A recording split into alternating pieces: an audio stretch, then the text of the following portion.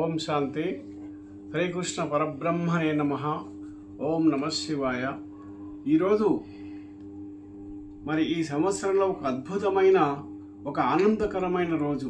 ఎందుకంటే సాక్షాత్తు ఆ పరమశివుడే మరి శ్రీకృష్ణుని యొక్క రూపంలో శ్రీమద్ భగవద్గీత జయంతిని ఈరోజు విశ్వవ్యాప్తంగా జరుపుకుంటున్నాం. కాబట్టి మనము గీతా జయంతి యొక్క శుభాకాంక్షలు మరి 900 కోట్ల మానవులకు సుఖము, శాంతి, ఆనందము మరియు సంపూర్ణమైన శాంతి యొక్క జీవితాన్ని భగవంతుడు ప్రసాదిస్తూ, మరి ఏ మానవుడు కూడా సంపూర్ణ ఆనందం ఉండాలంటే, కష్టాలు తొలగాలంటే, క్లేశములు పోవాలంటే మరి కనీసం గీత అనే నావను చేరుకోవాలి.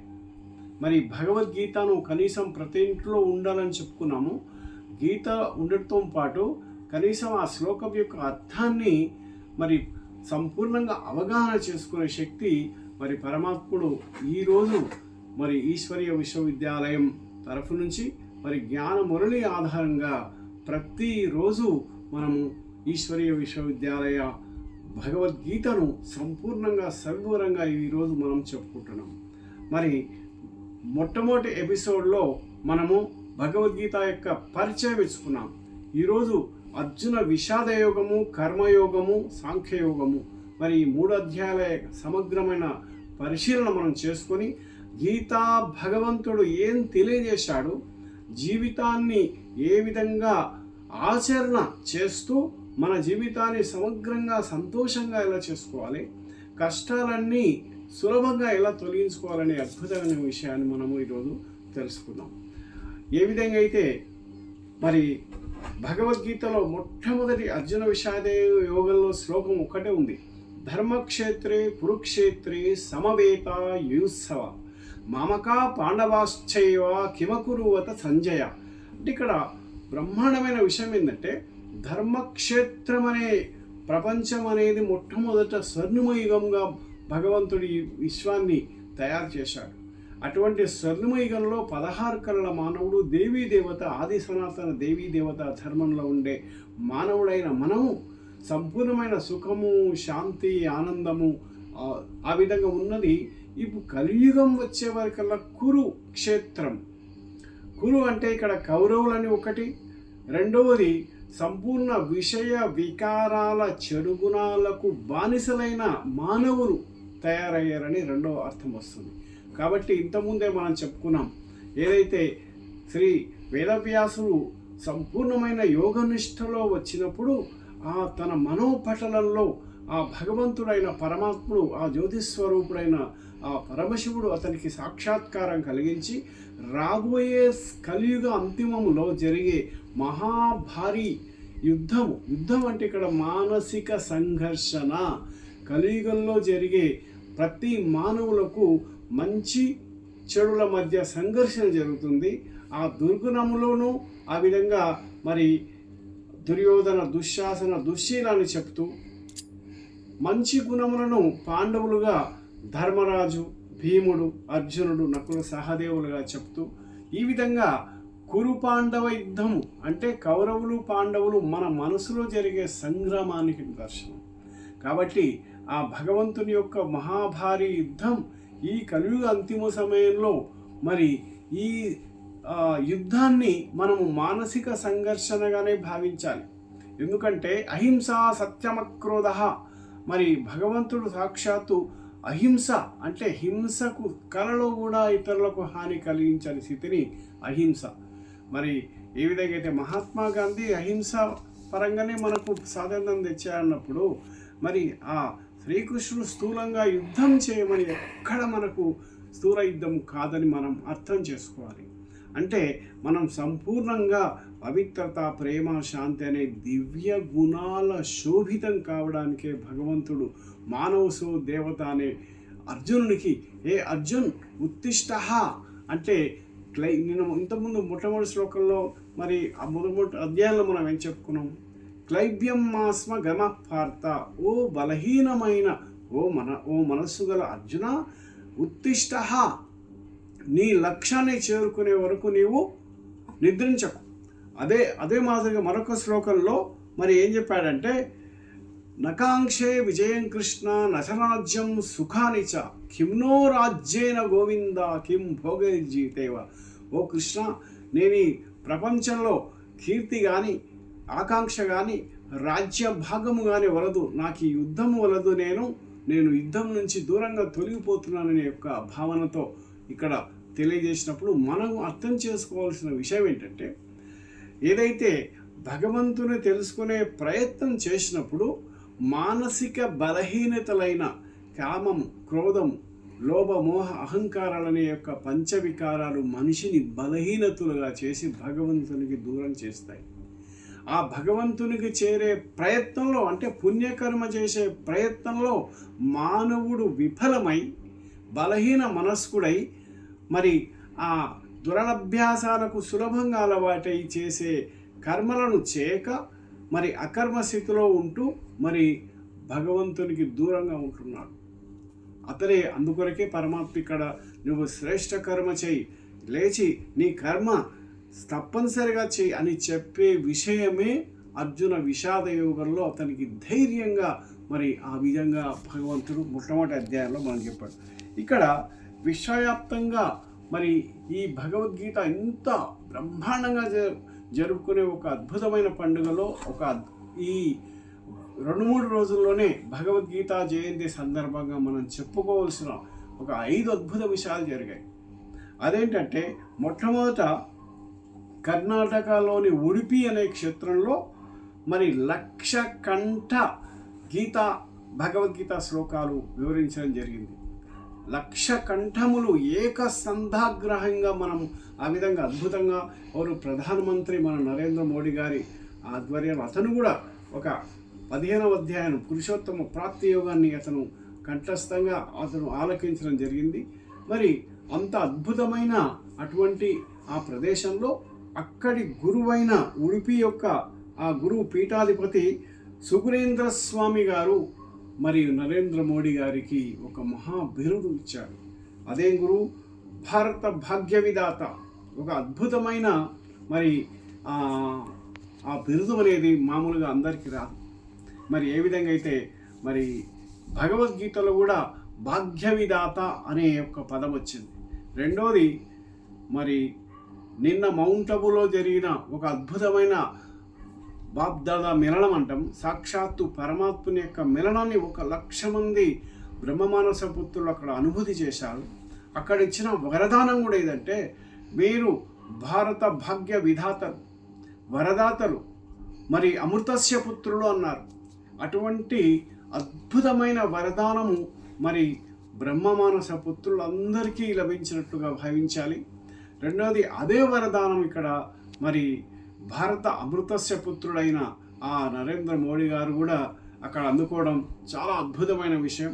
కాబట్టి మనము అటువంటి అమృతస్య పుత్రులము. భారత భాగ్య అంటే భగవంతుని యొక్క సంపూర్ణ భాగ్యం పొందే విధాత, వరదాత పుత్రుల మనం. కాబట్టి మనం చాలా చాలా గర్వించాలని మనం చెప్పుకోవాలి.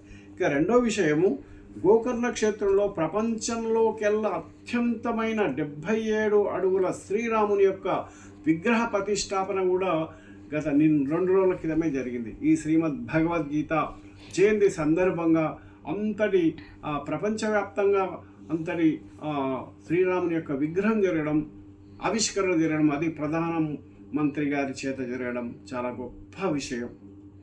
ఇక మూడో విషయం, అయోధ్యలో శ్రీ సీతాలక్ష్మణ సమేతంగా మరి విగ్రహ ప్రతిష్ట, అదేవిధంగా కాషాయ భగవద్ధ్వజాన్ని కూడా అక్కడ ఎగరవేయడం. ఈ 2 రోజుల్లో ఒక అద్భుతమైన భగవద్గీత జయంతి సందర్భంగా జరగడం. మరి నభుతో భవిష్యత్తుగా అక్కడ 1000 మంది సన్యాసులు, 1000 మంది మఠాధిపతులు అక్కడ వచ్చి ఆ సీతారామచంద్ర లక్ష్మణ విగ్రహాన్ని దర్శించుకొని ఆ అద్భుతమైన దృశ్యాన్ని తిలకించారు. ఇక్కడ నెక్స్ట్ మరొక విషయం, ఉత్తరప్రదేశ్లోని లక్నోలో మరి అక్కడ ఉండే ముఖ్యమంత్రి అయిన యోగి మరి ఆదిత్యనాథ్, అదే మాదిరిగా భారత రాష్ట్రపతి అయిన ద్రౌపది ముర్ము గారి యొక్క అధ్యక్షతలో విశ్వ ఏకతా యోగం, గీతా దర్శనం అనే ఒక అద్భుతమైన కార్యక్రమం జరిగింది. మరి అటువంటి కార్యక్రమంలో మరి విశ్వవ్యాప్తంగా ఒకే భగవంతుడు, ఒకే పరమాత్మ అనే యొక్క నినాదంతో వేలాది మంది, లక్షలాది మంది గురువుల సమక్షంలో మరి అక్కడ ఉండే యొక్క బ్రహ్మ ఈశ్వరీయ విశ్వవిద్యాలయ కార్యక్రమం సందర్భంగా కూడా ఇది చేయడం మరి ప్రపంచవ్యాప్తంగా, మన దేశవ్యాప్తంగా ఒక గర్వకారణంగా మనం చెప్పుకోవచ్చు. ఇక మరొక అద్భుతమైన విషయం ఏంటంటే, ప్రపంచంలోని ఒక డైరెక్టర్స్ కూడా మరి విశ్వవ్యాప్తంగా భగవంతుడు, గీతా భగవంతుడు ఒకే ఒకడు పరమాత్మ అనే ఒక అద్భుతమైన మరి చిత్రాన్ని తీసి ప్రజలందరికీ భగవంతుని సత్యపరిచయం, గీతా భగవంతుడు ఎవరు, ఇంతవరకు మనము దేహదారిగా భావించిన సూక్ష్మ రూపుడైన మరి ఆ పరమాత్ముడు డైరెక్టర్ ఎప్పుడు కనిపించడు, యాక్టర్లే కనిపిస్తారు. మరి పరమాత్ముడు ఇక్కడ పాండవులు, కౌరవులు స్థూలంగా చెప్పే యొక్క ఆ శ్రీకృష్ణుని యొక్క మూర్తి రూపాన్ని మనం చూస్తున్నాం. కానీ ఇక్కడ శ్రీ భగవానువాచ అనే యొక్క మహావాక్యాలు ఎవరిది అనేది మనం చెప్పుకోబోతాం. ఇలా ఒక అద్భుతమైన ఒక సినిమా కూడా ఆవిష్కరించే ఒక అద్భుతమైన క్షణాలను మనం చూసుకోబోతాం. ఇక మనం అర్జున విషాద యోగంలో మరింత డీప్గా మనం వెళ్ళాలంటే, అర్జున నేనెవరు, నా లక్ష్యమేది, నా తండ్రి ఎవరు అనే ఒక 3 ప్రశ్నలు అక్కడ వేయడం జరిగింది.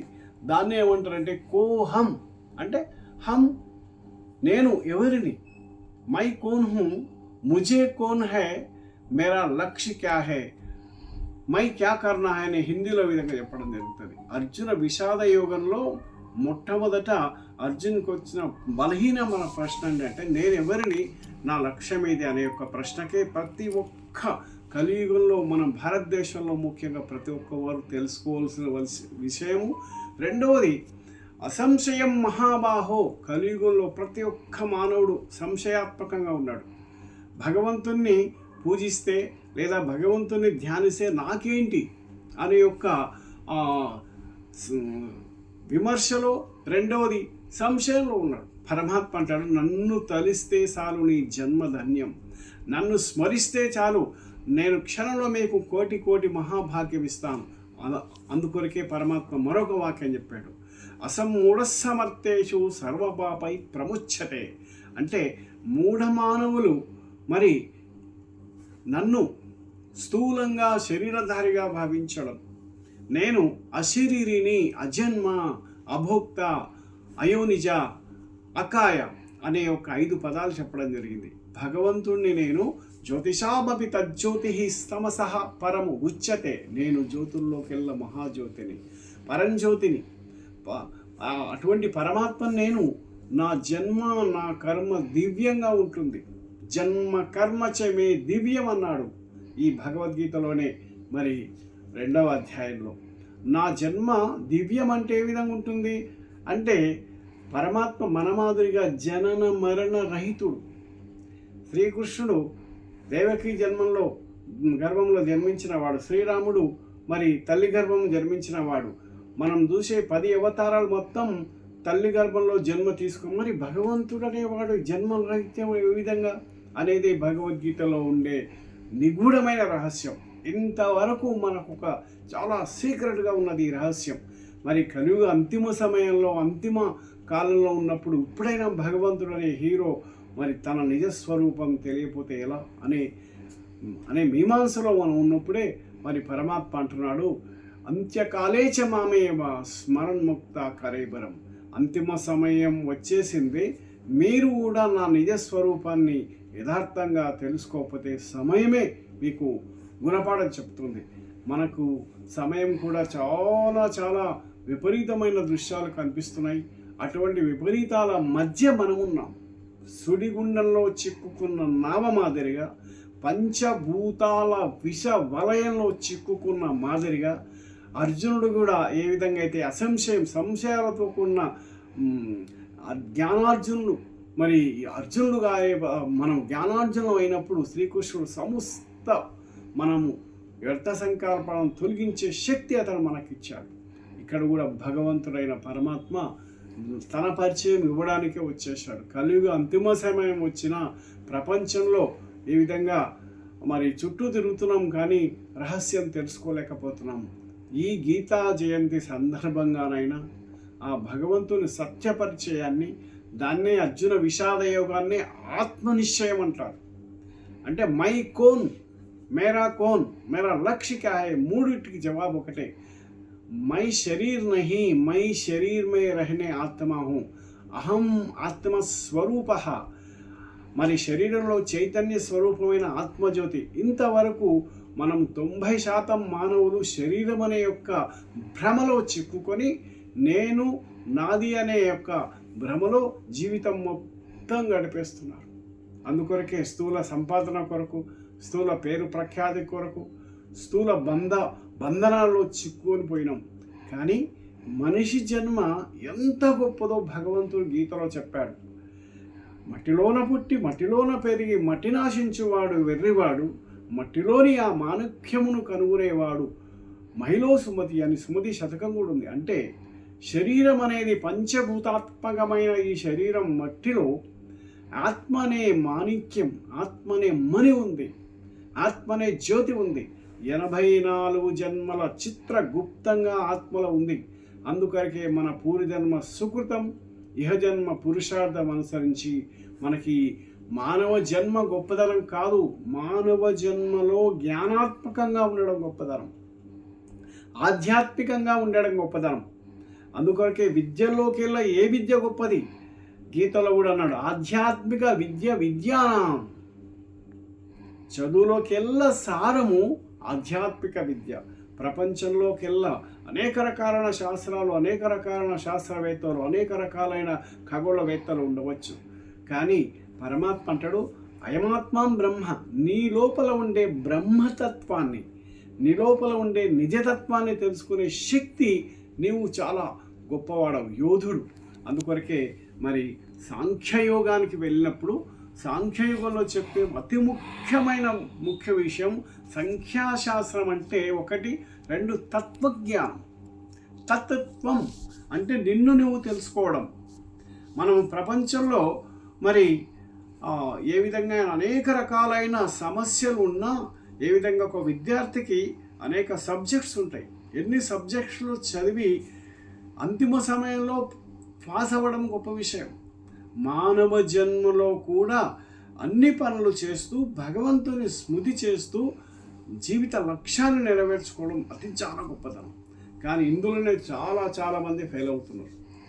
మరి ఈనాడు ఖగోళ శాస్త్రవేత్తలు మరి రకరకాల రాకెట్ ప్రయోగాలను కూడా వీరు మరి భగవతార్చన చేస్తూ మరి అంటే సైంటిస్టులు కానీ ఇంకెవరు కానీ భగవంతుని నమ్మని వాడు జీవితం వ్యర్థమని చెప్తున్నాడు. నాస్తికుడు కూడా చివరికి మరి ఏదో ఒక శక్తి ఉంది, ప్రపంచంలో ఒక శక్తి విశ్వాన్ని నడిపిస్తుందనే ఒక నమ్మకంతో ఉన్నాడు. ఆ శక్తి భగవంతుడు.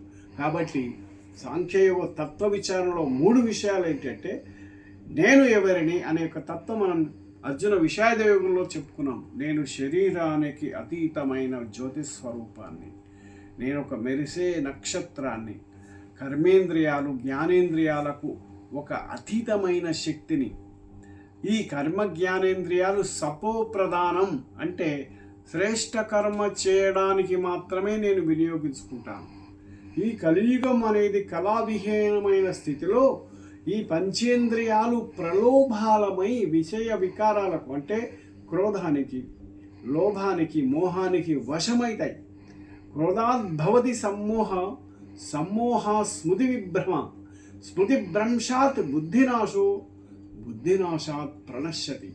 మరి సాంఖ్యయోగంలో చెప్పే మహా అద్భుతమైన విషయం ఏంటంటే, మనిషికి ఎప్పుడైతే తనను తాను మర్చిపోతాడో, తన లక్ష్యాన్ని మర్చిపోతాడో, విషయ వికారాలకు అంటే శరీరానికి భ్రమ అనే చిక్కుకొని కోరికలకు వశమై, కోరిక అంటే మనిషికి మితమైన కోరికలు ఉండవచ్చు, శరీరానికి స్థూలంగా అవసరమయ్యే. కానీ ఏదైతే శరీరం అనే భ్రమలో, నాది నేను అనే భ్రమలో మనిషిని తపింపజేసే కోరికలు వస్తాయి. అధికమైన కామము కోరికలు కలిసి మనిషి వాటిలో నలిగిపోయి వాటికి విచలితుడై మరి ఆ భ్రమలో సంపూర్ణంగా క్రోధావేశుడవుతాడు. క్రోధం వల్ల బుద్ధినాశం కలుగుతుంది, బుద్ధినాశం వల్ల సంపూర్ణమైన వినశ్యంతి. కాబట్టి పరమాత్మ మనకు తెలియజెప్పే విషయం ఏంటంటే, ఈ 3 మనిషికి శత్రువులు ఆత్మనిశ్చయమైనప్పుడు ఇవన్నీ తెలిగిపోతాయి. కాబట్టి మనం ఆత్మనిశ్చయము అయినప్పుడే ఇక రెండవది తత్వము పరమాత్మ నిశ్చయం.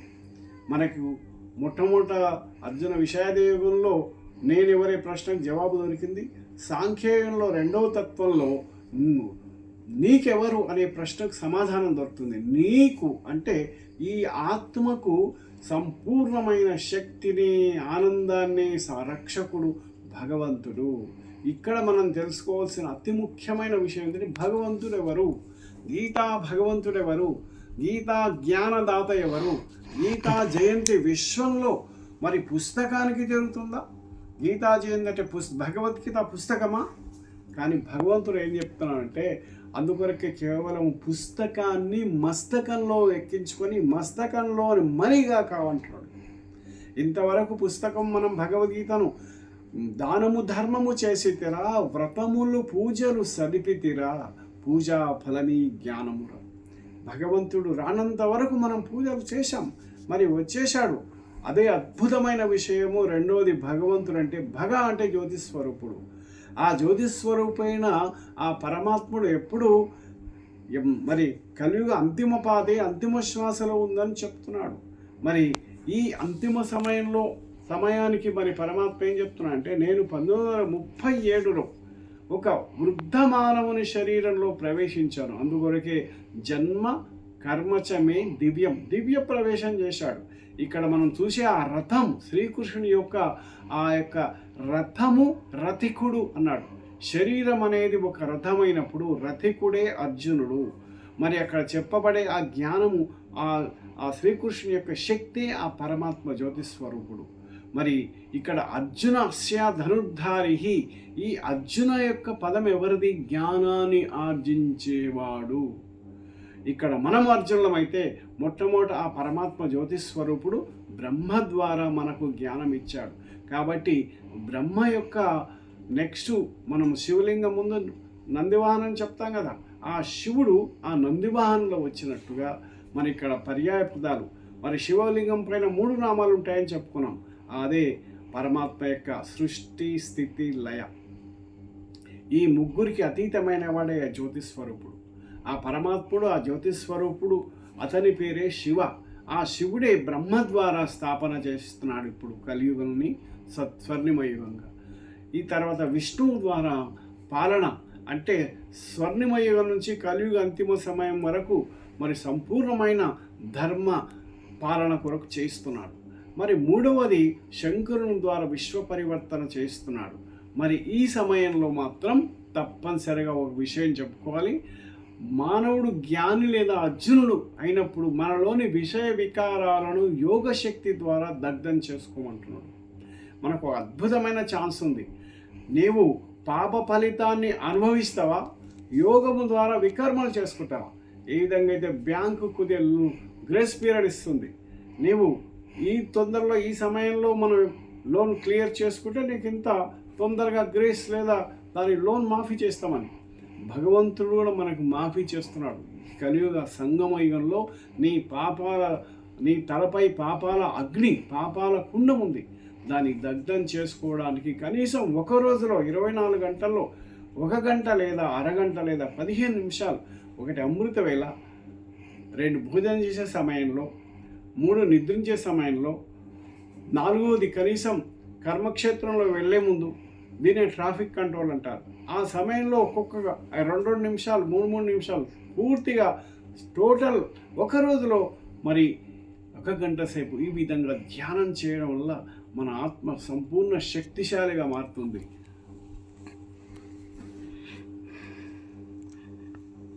మనము శక్తిశాలిగా మారి మానవుడే దేవతగా అయ్యే ఇంత అద్భుతమైన శక్తిని, ఇంత అద్భుతమైన స్థానాన్ని భగవంతుడు మనకు ఇవ్వడం మన అదృష్టం. కాబట్టి ఆ పరమాత్మ మనకు తెలియజేసే విషయం ఏంటంటే, అతని నామం సదాశివ, రూపం జ్యోతిస్వరూపం, నివాసం పరంధామం. అతని యొక్క కర్తవ్యం బ్రహ్మ విష్ణు శంకర ద్వారా విశ్వ పరివర్తన. ఇక చిట్ట చివరి పరమాత్ముని యొక్క అవతరణ సమయం, ఆ సమయమే చెప్తున్నాడు. ఇది కలియుగ అంతిమ సమయం, స్వర్ణమయుగ ఆది సమయం. ఇటువంటి సంగమయుగంలో భగవంతుడు ఈ గీతా జయంతి జరిపే ఒక అద్భుతమైన వేళ. ప్రతి మానవుడు గీతా జయంతి యొక్క గీతా శ్లోకాలను అర్థం చేసుకొని మరణ నిధిధ్యాస ధారణ సమాధి సమమైన బుద్ధి కలిగి ఆ ఒక్కొక్క శ్లోకం యొక్క అర్థాన్ని సంపూర్ణంగా అర్థం చేసుకునే సహజమైన జ్ఞానాన్ని కూడా ఈశ్వరీయ విశ్వవిద్యాలయం ద్వారా మనకు ఇవ్వడం జరుగుతుంది. దాన్ని మనం ఈ విధంగా అర్థం చేసుకోవాలి. మరి సాంఖ్యయోగంలో మరొక శ్లోకం, సమదుఃఖం సుఖం ధీర, సుఖం దుఃఖే సమే అంటే ప్రపంచంలో ఉండే జరిగే సుఖ దుఃఖాలను, శీతోష్ణలను, ఏదైతే కాలగతిని సమంగా ఎవరైతే అర్థం చేసుకుంటారో వాళ్ళే సమంకాయ శిరోగ్రీవం అంటే వాళ్ళు శ్రేష్టమైన మరి స్థితప్రజ్ఞ లక్ష్యం గలవారని చెప్తున్నాడు. భగవంతుడు స్థిత ప్రజ్ఞ అంటే బుద్ధిని తర్వాత శ్రేష్టమైన కర్మలో ఉపయోగించుకునే శక్తి ఏర్పడుతుంది. మరి స్థిరత్వమైన బుద్ధి ఏర్పడుతుంది ఎప్పుడు మన మనస్సు భగవంతుని యందు లీనమైనప్పుడు. కాబట్టి మరొక శ్లోకం సాంఖ్యయోగంలో, యోగాసు కర్మసు కౌశలం. మనం భగవంతుని యందు బుద్ధి నిలిపి ఏ కర్మ చేసినా అద్భుతమే ఉంటుంది. కర్మ సుకర్మగా మారుతుంది అంటున్నాడు. సుకర్మ అంటే కర్మలో 3 రకాలు చెప్పుకుంటున్నాం పరమాత్మ కర్మయోగంలో వచ్చినప్పుడు. ఆ కర్మ నేను అనే భావంతో చేసినప్పుడు వికర్మగా, భగవంతుని స్మృతిలో చేసినప్పుడు సకర్మగా, నిమిత్త భావంతో చేసినప్పుడు అకర్మగా. మరి మనము ఇప్పుడు భగవంతుని స్మృతిలో శ్రేష్ఠ కర్మలు చేసినప్పుడే అది సుకర్మలుగా మారుతాయి. రెండవది వికర్మలు అంటే ఎప్పుడైతే దేహాభిమానంతో చేసే వికర్మలు అవుతాయి. కాబట్టి మనం వికర్మలు కాకుండా శ్రేష్ఠ కర్మలు చేయాలని శుభ సంకల్పం మనం చేసుకున్నాం. ఇంకోటి ఆత్మానాత్మ విజ్ఞానమే సాంఖ్యయోగం. మనకు ఆత్మ అంటే ఏంది, అనాత్మ అంటే ఏంది, ప్రపంచంలోని పాంచభౌతికమైన విషయాలకు ఎప్పుడైతే ఆకర్షించబడతామో అదే అనాత్మశక్తి. ఆత్మశక్తి అంటే నిరంతరం పరమాత్మ స్మృతి, ఆత్మానందము, దివ్య గుణాలు, అష్టశక్తులు. మరియు ప్రపంచంలో పరమాత్మ ఎక్కడ చూసినా భగవంతుని యొక్క స్మృతి ఉంటే మృతి లేదన్నాడు. ఇటువంటి అద్భుతమైన జ్ఞానాన్ని ఆ భగవంతుడు అందించడం, మరి ఈశ్వరీయ విశ్వవిద్యాలయం ద్వారా భగవద్గీత సారాన్ని మనం ఈ మాదిరిగా చెప్పుకున్నందుకు అతనికి కృతజ్ఞతలు. అంటే ఏ పని చేసినా పరోపకారం ఇదం శరీరం అంటాం. ఇతరులు పరోపకారం చేసినప్పుడు వాళ్ళకి థ్యాంక్స్ చెప్తాం. అప్పుడే మనకు ఆ శ్రేష్టమైన కృతజ్ఞత లభిస్తుంది, ఫలం లభిస్తుంది. భగవంతుడు కూడా మనకు చేసే మేలు, పరమాత్మ అతని సంపూర్ణమైన ఆశీర్వాదం ఎప్పుడు లభిస్తుందంటే అతని యొక్క ఒక్క వాక్యానైనా మనము జీవితంలో ఆచరించాలి. ఆ ఒక్క ఆచరణ మొట్టమొదట నేను ఆత్మను, ఇది నా శరీరం అని ఆత్మభావనతో చేసినప్పుడు మన మనసు ప్రశాంతంగా ఉంటుంది, మన మనసు నిష్కల్మషంగా ఉంటుంది, మన మనసు శక్తిశాలిగా ఏర్పడుతుంది. ఇది ఆత్మజ్ఞానం. మరి రెండవది పరమాత్మ నిశ్చయంలో వచ్చినప్పుడు పరమాత్ముడే మనకు సర్వధర్మాన్ పరిత్యజ్య మాం ఏకం శరణం వ్రజ అహం త్వాం సర్వ పాపేభ్యో మోక్షయిష్యామి మా శుచః అన్నాడు. ఏ అర్జున, సర్వధర్మములను ఎప్పుడైతే వదిలి నా యొక్క స్మృతిలో ఉంటావో నీ యొక్క సమస్త యోగము క్షేమం నేను వహిస్తాను. కాబట్టి భగవంతునికి సర్వధర్మాలు అంటే ఇంతవరకు మనం అనేక శాస్త్రాలు చదివాం, అనేక జపతపాలు చేశాం, అనేక పుణ్యకర్మలు చేశాం. ఇప్పుడు లాస్ట్ స్టేజ్ అంటే గర్భగుడిలోకి వచ్చిన తర్వాత గర్భగుడిలో ఉండే మూర్తిపైనే ఉండాలని మనం ఏదైతే దేవాలయాలకు వెళ్ళినప్పుడు మనకు ఆ భావన కలుగుతుంది. అంతేగాని ఎన్ని మెట్లెక్కామని కాదు. అలాగే భగవంతుడు కూడా జన్మ జన్మల ఫలితాన్ని ఇస్తున్నాడు, అనేక జన్మల పాప భారాన్ని మనకు తొలగిస్తున్నాడు. ఇదంతా అద్భుతమైన సమయం. కాబట్టి మరి ఇలాంటి అద్భుతమైన సమయాన్ని, అద్భుతమైన భగవంతుని మిలనం జరుగుతుంది మౌంట్ అబులో. అటువంటి అద్భుతమైన మిలనం రోజే శ్రీమద్ భగవద్గీత జయంతి జరిగింది. కాబట్టి మనము చాలా బ్రహ్మాండమైన ఈ అనుభూతి కొరకు ఒక భగవంతుని యొక్క ఒక చక్కటి పాటను ఒక నిమిషం పాడుకుందాం. భలే మంచి రోజు, పసందైన రోజు, పరమాత్ముని తలిచే నేటి రోజు, ధన్యులుగా మారిన రోజు, అజ్ఞానము తొలగిన రోజు, ఆత్మజ్యోతులందరూ కొలిచే జ్ఞానాన్నే పొందిన రోజు, జ్ఞానముతో నిండిన ఆత్మలు జన్మ తరించిన రోజు, భలే మంచి రోజు, పసందైన రోజు, పరమాత్ముని పిలిచే నేటి రోజు, శివుని కృప పొందిన రోజు, కష్టాలే తొలగిన రోజు, ఇష్టాలే తీర్చిన రోజు, మనసారా శివుని తలచే భగవంతుని పొందిన రోజు, భలే మంచి రోజు, పసందైన రోజు, పరమాత్ముని పొందిన నేటి రోజు. ఈ మాదిరిగా భగవంతుని యొక్క స్మృతిలో మనం జన్మాంతరాలుగా తనకి కృతజ్ఞత చెప్పుకొని ఇప్పుడు అద్భుత మహాసత్యాలనే యొక్క అతి ముఖ్య టాపిక్ చెప్పుకుందాం. మరి శ్రీ భగవాన్ వాచ భగవంతుడు ఏం తెలియజేస్తున్నాడంటే, మీకు తెలుసా నా యొక్క దివ్య అవతరణ, దివ్య ప్రవేశం, నా యొక్క అజన్మ అభోక్తులకు నేను కలియుగ అంతిమ సమయముకు ఈ సమయం పరమాత్మ మరి ఏ విధంగా అయితే వీరబ్రహ్మం గారు, నోస్ట్రాడామస్, జాన్ డిక్సన్, ప్రపంచ ప్రసిద్ధమైన శాస్త్రవేత్తలు కూడా సృష్టి యొక్క కలియుగం అంతిమ చరణంలో ఉందని చెప్పుకున్నారు.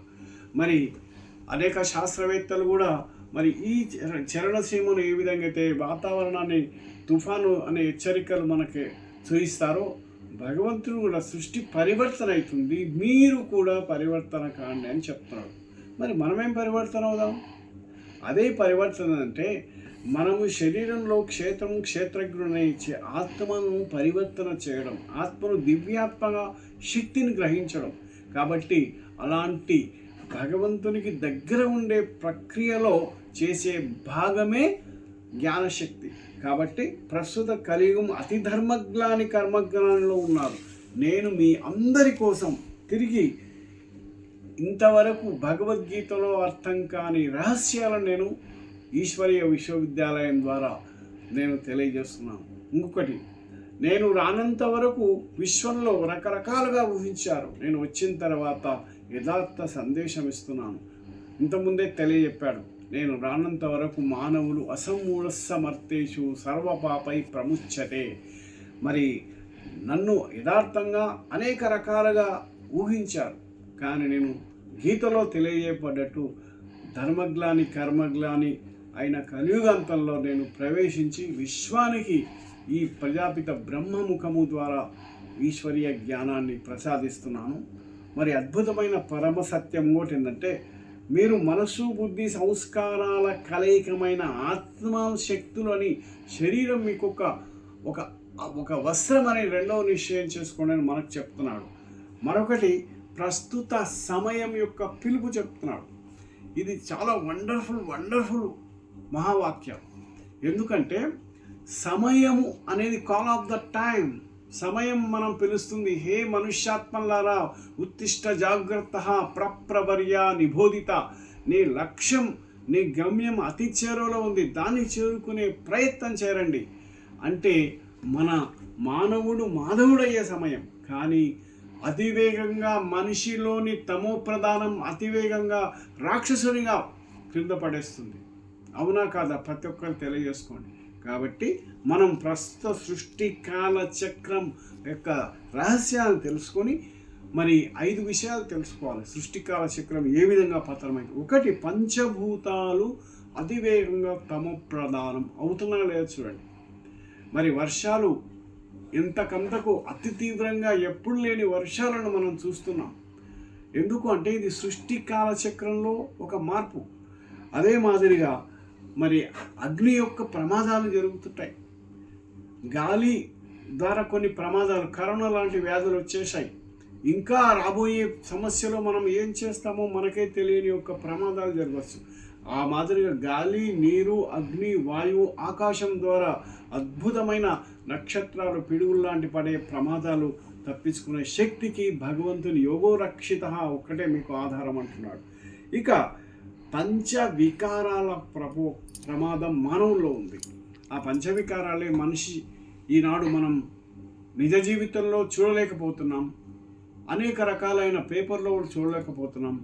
మరి కామము, క్రోధము, లోభము, మోహము మనిషిలో ఆవరించి ఒక కుటుంబంలో ఉండే ఒక 10, 50, 20 సంవత్సరాల క్రితం ఉండే పవిత్ర కుటుంబ వాతావరణం ఈరోజు విచ్ఛిత్తి అయి ఓ కుటుంబంలో ఓ సంపూర్ణమైన క్షేమము, అభయ ఆరోగ్యాలు లేకుండే పరిస్థితి ఈనాడు ఏర్పడబోతుంది అంటున్నాడు. తర్వాత 3వది, అగ్రదేశాల మధ్య అనేక రకాలైన విపత్తులు, బాంబుల తయారీ జరిగి విద్రోహం మాదిరిగా ఒక దేశం మరో దేశంపై అణ్వస్త్రాలు ప్రయోగించే ప్రమాదం ఉంది. కాబట్టి ఈ మాదిరిగా అద్భుతాలైన జరిగి మహా విపత్తులు కలిగే ప్రమాదంలో మీరు తస్మాత్ జాగ్రత్త అని భగవంతుడు మన ఆత్మకు జాగరణ ఇస్తున్నాడు. మరొకటి, భారతదేశంలో మాత్రం ఎటువంటి విపరీతాలు, మహాయుద్ధాలు జరగవు, కానీ ఇక్కడ ధర్మయుద్ధం జరిగే ఆస్కారం ఉంది అని ఒక అద్భుతమైన సూచన ఇస్తున్నాడు. మరి అదే మాదిరిగా ప్రతి ఇంటిలో సహకార భావన లేక అనేక చిన్న చిన్న సమస్యలకు అనేక రకాలైన ఆత్మహత్యలు లాంటివి ప్రపంచంలో చిన్న సమస్యలనే పెద్ద ఊహించుకునే యొక్క మానసిక బలహీనతలు ఉన్నాయి. కాబట్టి ఈ 5 విపత్తులను ధైర్యంగా ఎదుర్కొనే శక్తి మరి గీతా జ్ఞానం. ఆ గీతా జ్ఞానం ఇంతవరకు మనం భగవద్గీతగా చదివాం. ఇప్పుడు ఒక అద్భుతమైన విషయం పరమాత్ముడు మనకు ఏం తెలియజేస్తున్నట్లే, కనీసం ఇంట్లోనే మీరు ఈశ్వరీయ విశ్వవిద్యాలయ మహావాక్యాలను, భగవద్గీత యొక్క 18 అధ్యాయాలను సింపుల్గా సార రూపంలో మరి పీస్ ఆఫ్ మైండ్ ఛానల్లో, అదే మాదిరిగా జాగరణ్ ఛానల్లో తెలియజేస్తున్నారు.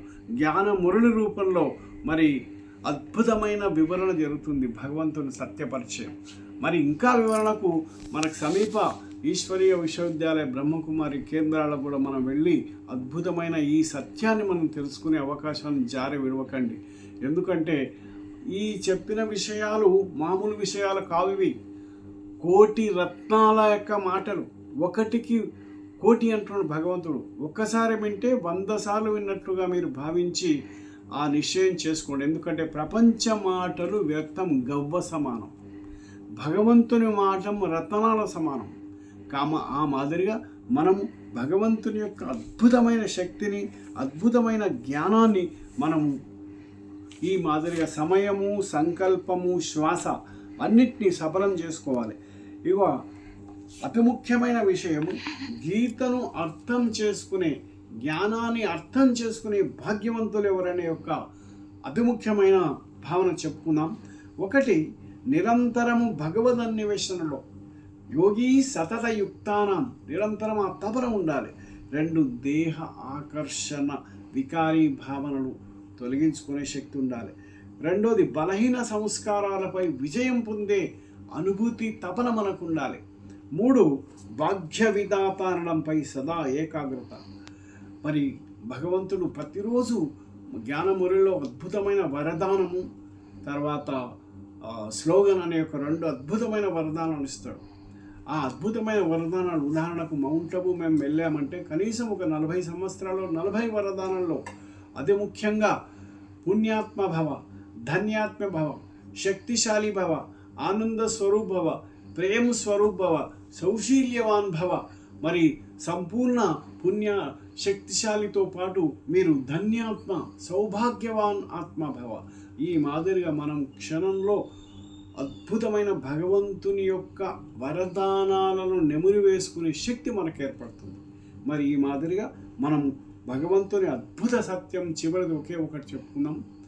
మరి నిరాకార జ్యోతిర్బిందు స్వరూపైన ఆ పరమశివుడు మన భారతదేశంలో మౌంట్ అబూ రాజస్థాన్లో అవతరించి ఈశ్వరీయ విశ్వవిద్యాలయ వేదిక ద్వారా 140 దేశాల్లో ఇప్పుడు కనీసం 900 కోట్ల ఆత్మలకు సందేశం జరుగుతుంది. కనీసం 9 నుంచి 15 లక్షల ఆత్మలు సంపూర్ణ సరెండర్గా బ్రహ్మమానస పుత్రులుగా తయారయ్యారు. వీళ్ళందరూ ఒక్కొక్కరు 1,00,000 మందికి సందేశం ఇస్తూ 900 కోట్ల మానవులను చైతన్య జాగృతపరిచే మహాప్రక్రియలో ఉన్నారు. అందులో మీరు కూడా ఈ జ్ఞానాన్ని విని అద్భుతంగా అనుభవించి సమయాన్ని పిలుపును అర్థం చేసుకోవాలి. ఇప్పుడు చివరిగా యోగాభ్యాసం చేసి మనం ముగిద్దాం. ఓం శాంతి, ఓం శాంతి. నేను ఒక శాంతి స్వరూపమైన ఆత్మజ్యోతిని, ఒక మెరిసే నక్షత్రాన్ని. ఈ శరీరము యొక్క భృకుటి మధ్యలో ఒక మెరిసే నక్షత్రాన్ని. నా ఆత్మిక తల్లి, తండ్రి, సద్గురువు సాక్షాత్తు పరమశివుడు నిరాకార జ్యోతిస్వరూపుడు.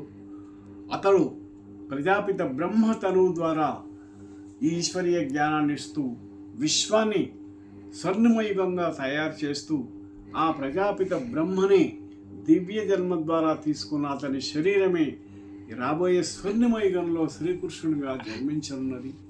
మరి గీతా జ్ఞాన దాత అయిన పరమశివుడు ప్రదాతగా శ్రీకృష్ణుడు జన్మకు కారణం అయ్యాడు. అటువంటి అద్భుతమైన ఈ స్వర్ణమయుగంలో శ్రీకృష్ణుని మాదిరిగానే ప్రజాపిత బ్రహ్మ చేసిన పురుషార్థం మాదిరిగానే మన ఒక్కరం మన ఆత్మలోని కామక్రోధ లోభ మోహాలను తొలగించుకునే ప్రక్రియలో మరి జ్ఞాన సాధనలైన జ్ఞానము, యోగము, ధారణ, సేవ లాంటి చతుర్విధ ప్రక్రియలను ప్రతిరోజు సాధన చేసి మన జీవితాన్ని ధన్యం చేసుకొని మన లక్ష్యమైన దివ్య గుణాల ధారణ, అష్టశక్తుల ప్రాప్తితో మానవసో దేవత, మానవుడే దేవతగా లక్ష్మీనారాయణుగా అయ్యేంత వరకు మన కర్తవ్యాన్ని మరచిపోరాదని, దీనిని ప్రతిరోజు ఉదయము, సాయంత్రము, మధ్యాహ్నం కనీసం 5 సార్లు మనము ఈ మెడిటేషన్ లేదా ధ్యానాన్ని అవలంబించి మరి అందరికీ ఆదర్శం అవుతూ మరి నెక్స్ట్ ఎపిసోడ్లో మళ్ళీ మిగతా కర్మ సన్యాసము, జ్ఞానయోగాలతో కలుసుకున్నాం. ఓం శాంతి శాంతి శాంతి. సర్వే జనా సుఖినో భవంతు, సర్వే బంధు నిరామయ, మా కశ్చిత్ దుఃఖభాగ్నవేత్. ఓం శాంతి శాంతి శాంతి.